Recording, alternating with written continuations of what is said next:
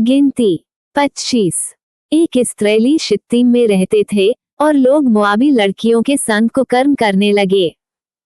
2 और जब उन स्त्रियों ने उन लोगों को अपने देवताओं के यज्ञों में नेवता दिया, तब वे लोग खाकर उनके देवताओं को दंडवत करने लगे। 3 यूं इस्राएली बालपोर देवता को पूजने लगे।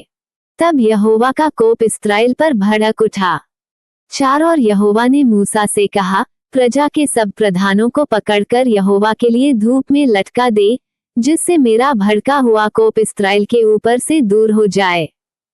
5 तब मूसा ने इस्राएली न्यायियों से कहा, तुम्हारे जो आदमी बालपोर के संग मिल गए हैं उन्हें घात करो। 6 और जब इस्राएलियों की सारी मंडली मिलाप वाले तंबू के द्वार पर रो रही थी, तो एक इस्राएली पुरुष मूसा और सब लोगों की आंखों के सामने एक मिद्यानी स्त्री को अपने साथ अपने भाइयों के पास ले आया।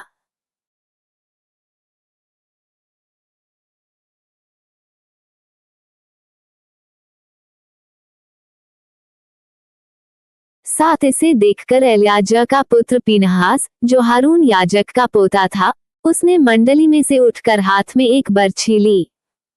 8 और उस इस्राएली पुरुष के डेरे में जाने के बाद वह भी भीतर गया और उस पुरुष और उस स्त्री दोनों के पेट में बर्छी बेधी। इस पर इस्राएलियों में जो मरी फैल गई थी वह थम गई। 9 और मरी से 24,000 मनुष्य मर गए। 10 तब यहोवा ने मूसा से कहा, 11 हारून याजक का पोता एल्याजा का पुत्र पीनहास, जिसे इस्राएलियों के बीच मेरी सी जलन उठी, उसने मेरी जलजलाहट को उन पर से यहाँ तक दूर किया है कि मैंने जलकर उनका अंत नहीं कर डाला। 12 इसलिए तू कह दे कि मैं उससे शांति की वाचा बांधता हूँ। 13 और वह उसके लिए और उसके बाद उसके वंश के लिए सदा के याजकपद की वाचा होगी, क्योंकि उसे अपने परमेश्वर के लिए जलन उठी और उसने इस्राएलियों के लिए प्रायश्चित किया।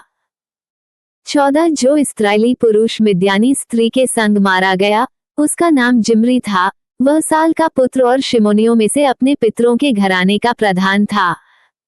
15 और जो मिद्यानी स्त्री मारी गई उसका नाम कोजबी था, वह सूर की बेटी थी, जो मिद्यानी पितरों के एक घराने के लोगों का प्रधान था।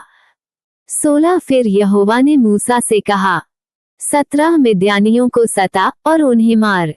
18 क्योंकि पो के विषय और कोजबी के विषय वे तुमको छल करके सताते हैं।